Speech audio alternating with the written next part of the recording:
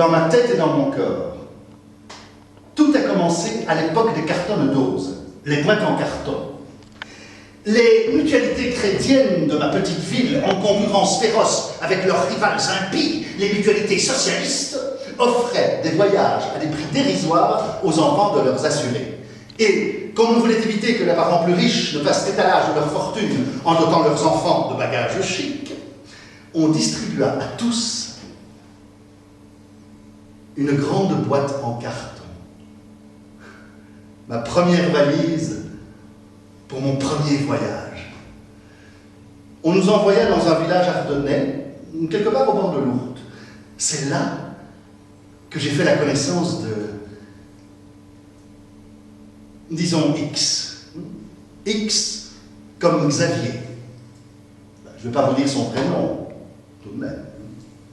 Ou alors, disons Z. Z. Z comme Zéphyr. Disons Zéphyr, comme la brise douce et légère.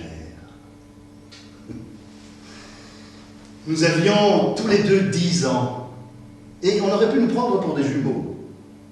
Je ne portais pas encore mes petites lunettes, et lui n'en porterait jamais. Il était petit, souple et sportif, comme moi. Dans le dortoir, nous étions voisins. La première chose qui attira mon attention fut le magnifique pyjama rouge qu'il tira de sa boîte en carton, un tissu souple, brillant, flambant neuf. Ma première réaction fut de penser « Oh, j'aimerais caresser ce tissu ». Mon second réflexe, je voudrais bien avoir un pyjama comme ça. Je n'ai rien dit, j'ai eu honte, et j'ai caché ma tête sous la couverture. Durant cette période de camp, on s'est rapprochés. Oh, on n'était pas des amis inséparables, mais il y avait une espèce de petit cérémonial du soir entre nous. On bavardait pendant qu'on se changeait pour aller au lit, et tout le temps qu'on attendait l'extinction des lumières, moi, j'avais les yeux rivés sur son pyjama. Et lui, il répondait à mes regards par une espèce de rictus, une préfiguration du sourire qui allait plus tard, des années plus tard, me rendre complètement fou, une sorte de sourire de compréhension. Il daignait me laisser regarder le plus longtemps possible quelque chose que je désirais terriblement, son pyjama. Être pédé et être nègre. C'est une blague que j'ai entendue en Afrique du Sud, au Cap. Une ville où ces deux sortes d'individus sont abondamment représentés. Ce sont eux-mêmes qui la racontent. Donc, quelle est la différence entre être pédé et être nègre? Si vous êtes nègre, vous n'avez pas besoin de le dire à vos parents.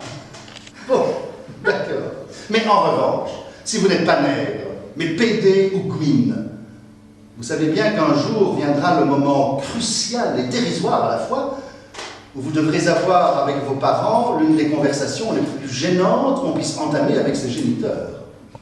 Gênantes des deux côtés d'ailleurs, pour les géniteurs et pour le rejeton. Vous êtes vous-même le produit d'un échange sexuel entre eux, et voilà que vous devez le plus sérieusement du monde parler sexe avec eux. Vous savez que vous allez voir la stupéfaction totale ou le désespoir profond sur leur face, car eux seront totalement non préparés à votre révélation. Alors que vous avez le choix du mieux par que je me regarde. Et ce que je vois, ça s'appelle l'avantage, me fait l'effet d'un coup de poing en pleine figure. Mais ce n'est plus le même Zéphyr. Il a 13 ans. Son corps porte déjà les marques de ses 3 entraînements hebdomadaires au club sportif qui porte le nom suave de joie et santé. Son corps n'est plus mou et vulnérable, son ventre même n'est plus mou et vulnérable comme le mien, ni celui des autres garçons. Zéphyr lâche les mains, se laisse pendre par les pieds. Les muscles de son ventre sont tendus. Une double rangée de petits renflements carrés. L'esquisse de tablettes de chocolat sous la peau luisante. Et juste au bord de la culotte de gym, un œil clos, son nombril. Tout ondule comme une vague lente au rythme de sa respiration. Je fonce vers cet espalier. Vroom! Je touche ce corps renversé. Je caresse le duvet sur les jambes. Waouh, waouh. Je glisse la main sur les cuisses jusqu'à l'endroit où elles se touchent. Aïe, aïe, aïe, aïe, aïe. Je pose mon visage sur ces magnifiques abdominaux qui m'attirent. Je colle mon oreille contre l'œil clos du nombril et j'écoute battre son âme. Je glisse la main, les mains, ailleurs, ailleurs. Je descends Zéphyr de son espalier. Je le prends dans mes bras et le pose sur le tapis. J'ôte doucement tous ses vêtements. Je le reprends entre mes bras. Je le serre contre moi.